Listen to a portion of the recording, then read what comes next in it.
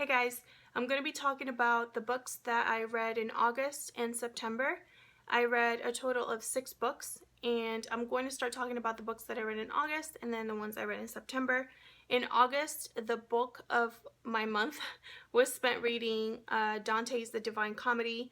I finished, I think, the second and third poems or sections during the month of August.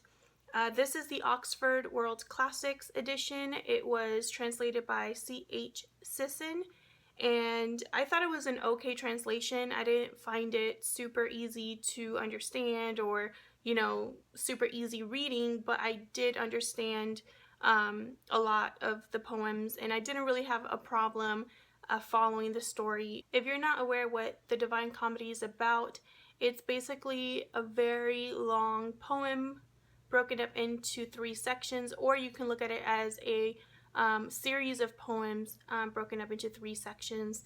The 3 sections are Inferno, Purgatorio, and Paradiso, and it's basically the journey of a man who manages to wake up in hell, and then he travels through hell into purgatory and then finally to paradise. I think there's a total of 100 poems.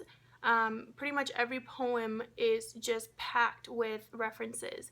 The notes section on the back of this edition is 200 pages long, so that should give you an idea of just how many references are in this piece of work. When I look back at this reading experience, I would not describe it as enjoyable.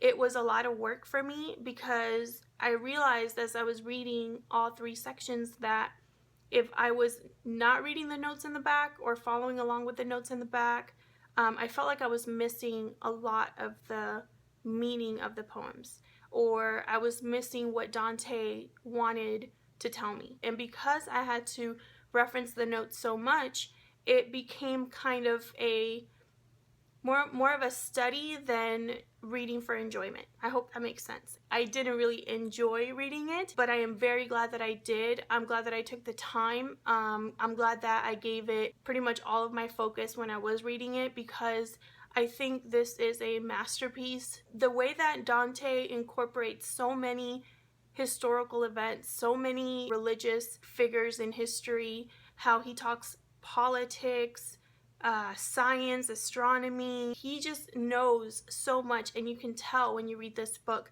that he poured everything that he knew or felt into these poems. I have to say that my favorite section was Inferno, the first section where he's basically taking us through hell. This particular edition has illustrations of each of the sections that Dante visits.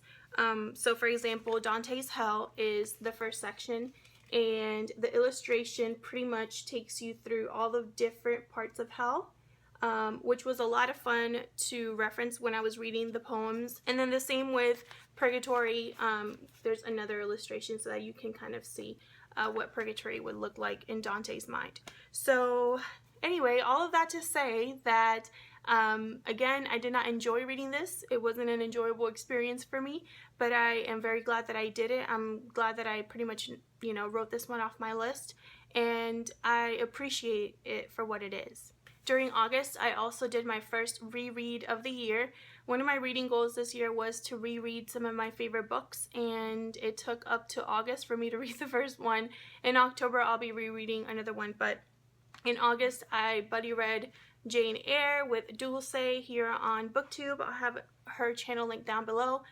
This is one of my favorite books when I read it a couple of years ago, and when I thought of books that I wanted to reread, this one came to mind almost immediately, especially because I have this gorgeous edition just sitting on my shelves, and I felt like it was calling to me. And I have to say that during the second read, I found a lot of things in it that I didn't originally notice when I read it, like the way that she describes the scenery or nature, how important it seems to be to Bronte to include that. I didn't notice that at first. I also noticed that during this second reading, I was not only annoyed with Rochester, but I kind of hated him. When I first read it, I wasn't a fan of him. I wasn't really a fan of their love story. But this second run around, I was just like, I had no patience for him, which I thought was really interesting. The beginning was a little bit hard to read. If you're familiar with Jane Eyre, in the beginning she does have a very tough childhood, and because I already had fallen in love with Jane Eyre as a character, when I reread it the second time, it just hurt that much more to read what she went through. But yeah, overall, I really enjoyed it. I definitely want to reread more of my favorites, and I'm glad to say that this is still a favorite of mine. From the library, I checked out The Long Way to a Small Angry Planet by Becky Chambers. The story begins with our protagonist, Rosemary, who's trying to escape Mars and create a new identity because there has been a scandal that has affected her family, and she wants to escape all that. So she decides to purchase a new identity and get on a ship. She chooses a ship that is known for doing long hauls. So basically, you're on the ship for a really long time, and they go to far off places. And basically, what the ship does is it creates kind of pockets in the universe or tunnels where you can kind of travel through. And so she decides to join this crew, and then we meet the crew. The crew is made up of all kinds of species, and they all have kind of their own quirky personalities, and we kind of get to know them as the story progresses. Basically, this story is not really one that I would say is plot driven. It's more like Becky Chambers is introducing us to this world little by little because it's so big. The crew kind of visits different planets, different places in the galaxy, and we start learning about how things work in this government, and who the friends and foes are, and what the issues are between the species, and kind of the history that has brought us up to this point. So that's pretty much what the story is about. And that's why when I finished it, I wasn't really in love with it, because not much had really happened, and what did happen felt kind of anticlimactic. So that was a little frustrating, but when I look back on it and I realized that this is so creative, and you could tell that she took so much time creating this world, I think I'm going to give her a second shot. But I wouldn't say this was like my favorite sci-fi read of the year or anything. It was enjoyable, but it wasn't, I guess I wanted more from it. Another book that I checked out from the library was Hamilton, A Revolution. This is basically a book about the musical Hamilton by Lin-Manuel Miranda.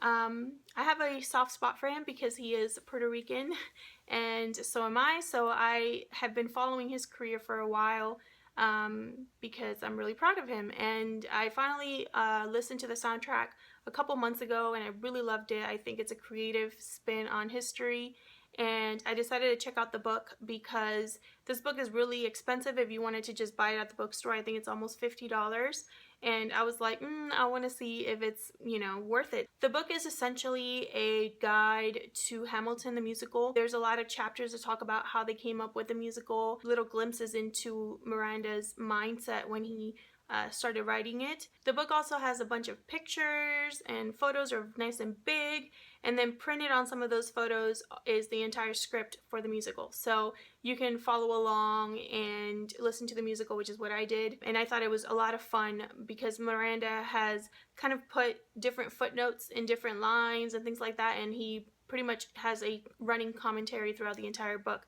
So I really enjoyed it. I think it's a perfect gift or a perfect collector's item for anybody that enjoys Hamilton or loves the musical. And I think it's also very neat to have kind of a behind the scenes look into how a musical is created from start to finish. So I really enjoyed that, and that's what I read in August.